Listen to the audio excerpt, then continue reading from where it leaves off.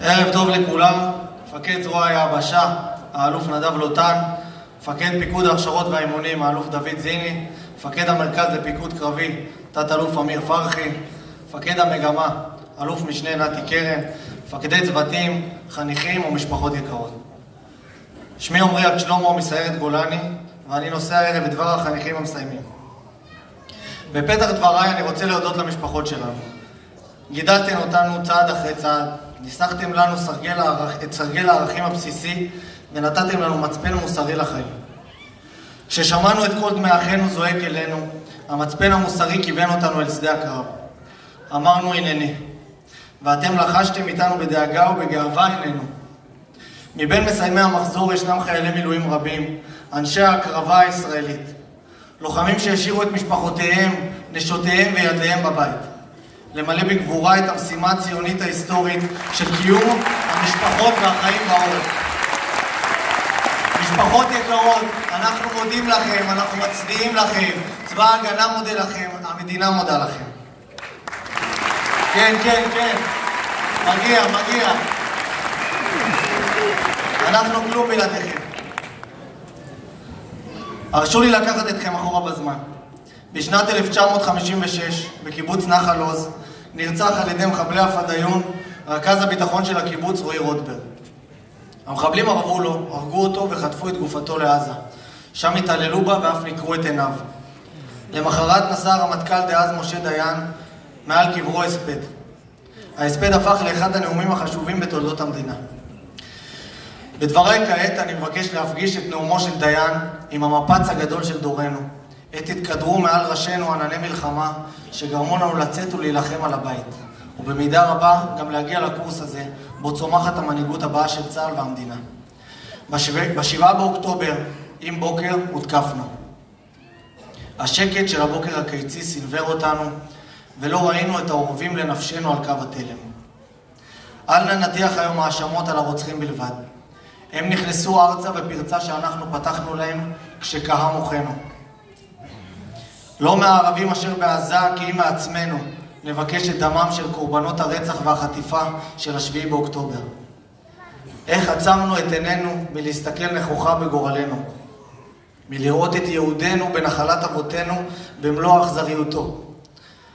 הנשכח מאיתנו כי יישובי הספר ומוצבי הגבול בנגב המערבי נושאים על כתפיהם את שערי עזה הכבדים, שערים אשר מעברם מצטופפים מאות אלפי עיניים וידיים המתפללות לחולשתנו כי תבוא, שיכולו לקוראנו לגזרים. השכחנו זאת?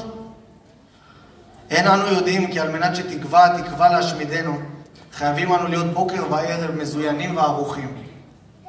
שכחנו זאת. נטשנו את שערי עזה כדי להתקוטט בינינו, ברחובות, ברשתות ובאולפנים. ניאצנו איש את אחיו, קראנו את החברה ושברנו את יסודות הערבות ההדדית והפשרה עליהן נבלטה מדינת ישראל. דור קוממיות אנו. מתוך השבר הגדול קם דור של מנהיגות חדשה בעם ישראל. אנו אותם הלוחמים שהסתערו דרומה בבוקר השבת השחורה, שהתעצבנו בשדות שסמרו מאימה ומדם, לחמנו יחד בסמטאות עזה, בקסבאות ג'נין ובסבך הלבנון. בנינו יחד כמפקדים ראות ישראלית מחודשת מתוך חורבות הפלגנות. לאחר למעלה משנה של לחימה, הברית שלנו חזקה מאי פעם. חילונים ודתיים, מזרחיים ואשכנזים, דרוזים ובדואים. מוטלת עלינו החובה לייצא את בשורת האחדות מהצבא החוצה אל כלל חלקי החברה הישראלית. ברור לכל כי הערבות ההדדית בינינו היא העוצמה החזקה ביותר בטבע.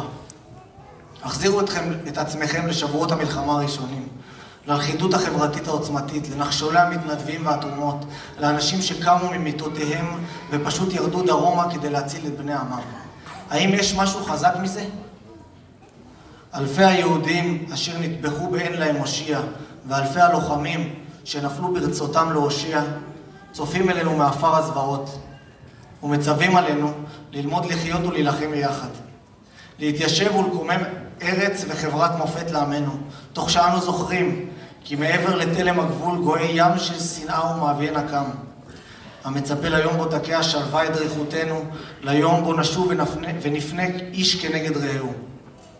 את חשבוננו עם עצמנו נעשה היום.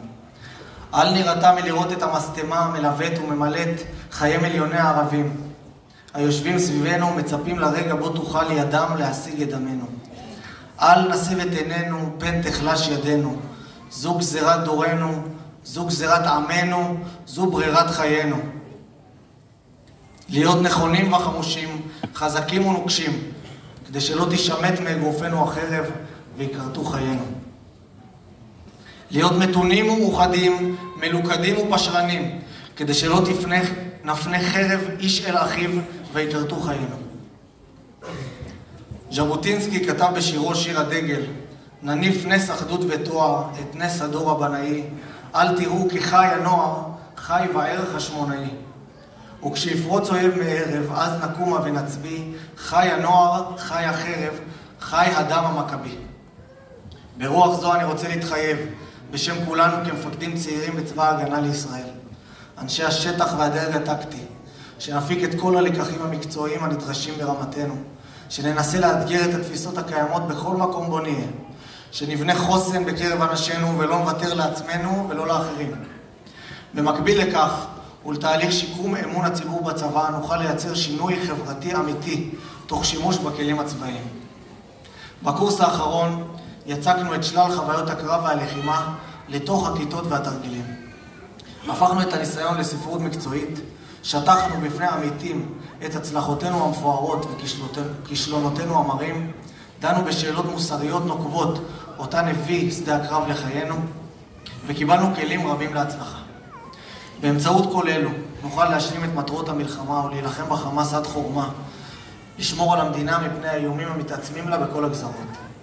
לשקם, לרפא ולזכור, כדי שהעולם לא יתרחש שוב אסון כמו ה7 באוקטובר. שנהיה ראויים לנופלים, שנהיה ראויים להקרבתם של אנשי המילואים ומשפחותיהם, שנזכה לצפות בהחלמתם ושיקומם של הפצועים, שישובו כל המפונים והעקורים בחזרה לביתם ולקהילותיהם, שנשיב את החטופים הביתה בשלום. והכי חשוב, רק יחד ננצח. רק יחד ננצח. תודה רבה.